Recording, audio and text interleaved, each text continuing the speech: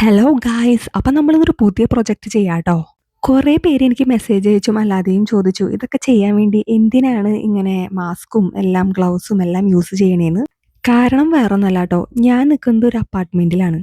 അപ്പം നമുക്കറിയാലോ അപ്പാർട്ട്മെൻറ്റിൽ correct spaces ആണല്ലോ ഉണ്ടാവുന്നത്. അപ്പോൾ ഒരു സ്റ്റോറേജ് റൂം യൂസ് ചെയ്തിട്ടാണ് ഞാൻ എൻ്റെ റെസിൻ വർക്കൊക്കെ ചെയ്യണത്. മാത്രമല്ല ബേബി ഉള്ള കാരണം കൊണ്ട് പെട്ടെന്ന് ആ റൂമിലോട്ട് കയറി വരാനും ചാൻസ് ഉണ്ട്.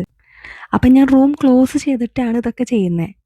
അപ്പോൾ റൂം ക്ലോസ് ചെയ്തിട്ട് റെസിൻ വർക്ക് ചെയ്യുന്നത് ഒട്ടും തന്നെ നല്ലതല്ല. മാത്രമല്ല നമുക്ക് അലർജിക് റിയാക്ഷൻസ് ഒക്കെ ഉണ്ടാകാനുള്ള ചാൻസസ് കൂടുതലാണ്. അതുകൊണ്ടാട്ടോ.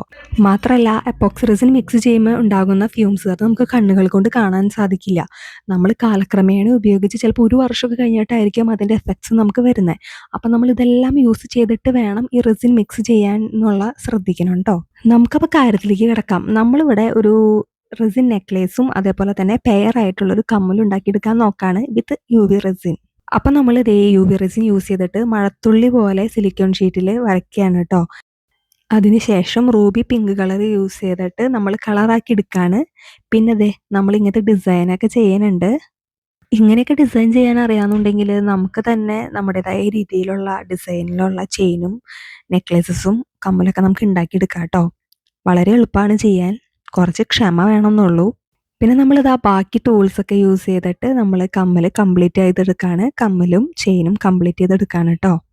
നമ്മൾ പ്രോപ്പറായിട്ടുള്ള ടൂൾസൊക്കെ വെച്ചിട്ട് വേണം ഇതിൻ്റെ ഈ കമ്മലിൻ്റെ ക്ലോസും കാര്യങ്ങളൊക്കെ ഫിറ്റ് ചെയ്യാൻ വേണ്ടിയിട്ട്. അല്ലെങ്കിൽ ഊരിപ്പോകാനുള്ള ചാൻസസ് വളരെ കൂടുതലാണ്.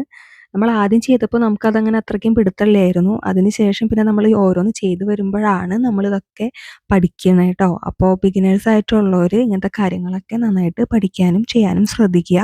അപ്പോൾ നമ്മുടെ ചെയിൻ റെഡി ആയിട്ടുണ്ട്. ഇനി നമുക്കത് ട്രൈ ഔട്ട് ചെയ്ത് നോക്കിയാലോ. ഞാൻ തന്നെയാണ് ട്രൈ ഔട്ട് ചെയ്യുന്നത്. എങ്ങനെയുണ്ടെന്ന് എല്ലാവരും കമൻറ്റിൽ പറയുക. നിങ്ങളുടെ സജഷൻസും എന്നോട് പറയണം കേട്ടോ. അപ്പോൾ വീഡിയോ ഇഷ്ടപ്പെട്ടാൽ എല്ലാവരും ലൈക്കും കമൻറ്റും സബ്സ്ക്രൈബും ചെയ്യണം, സപ്പോർട്ടും ചെയ്യണം. Okay, thank you, by.